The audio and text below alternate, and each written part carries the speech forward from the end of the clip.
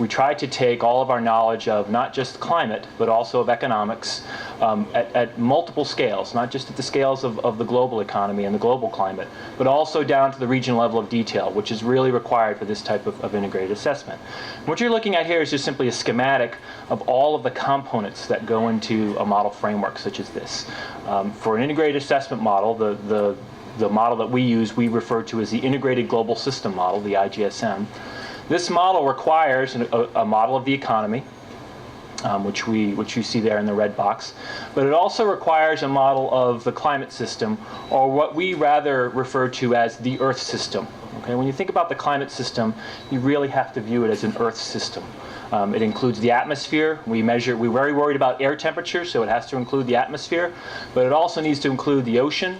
The ocean is an enormous player, a very important player in the global climate system, as well as land systems, obviously, because we live on the land and we rely on the land heavily. The issue here is that going from climate to an important variable that we care about, the economy. What is it going to mean for growth? And particularly for me, for the last 40 years, focusing on growth in Africa at all scales, is what is it going to mean for the growth, poverty reduction, food security, all of these issues?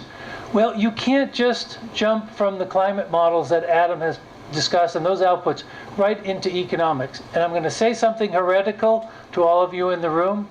We cannot use econometrics to go from the top to the bottom.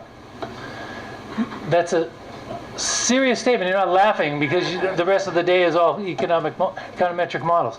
But there are biophysical processes that are going on that are going to go beyond thresholds we've never observed. What is going to happen to Lake Victoria if we have rainfall of 30% increases? What's going to happen to Lake Malawi if we have 40% decreases? Our systems are nonlinear.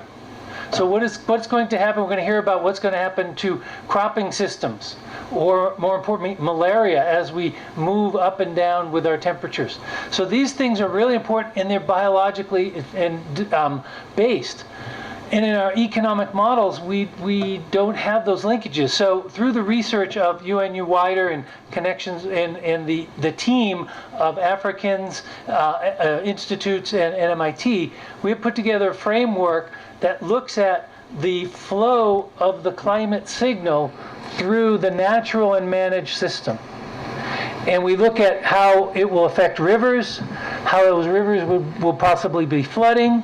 But then we look at this level here of energy, agriculture, and infrastructure, where development is happening, where we're developing hydropower plants, or where we're doing irrigation systems, or where we want to develop agriculture, or where we're putting the infrastructure of roads and ports. How vulnerable are they going to be in the future to climate change? And the other issue has been, we have lived in our silos for the past years, analyzing the impacts on hydropower, analyzing the impacts on agriculture, analyzing the impacts on roads. But what are the intersectoral and multisectoral impacts? And as I'm sure the Honorable Vice President has been in cabinet meetings where they have said, the most important sector is hydropower. You must give us money for that. Not all climate outcomes are negative for GDP. It's possible, not likely, to actually have more GDP rather than less. There's a lot of climates out there. The bulk of outcomes are between 0 and 5% GDP loss. So roughly, instead of growing at 5.1%, you're growing at 5. You can still develop under climate change. A lot of studies have predicted these negative impacts of climate change. And we've said a lot about food insecurity. We've talked about livestock, diseases, and so on. And the bottom line is that all these could jeopardize Africa's achievements in terms of their development targets, as well as other national programs and so on, and even major programs like the MDGs.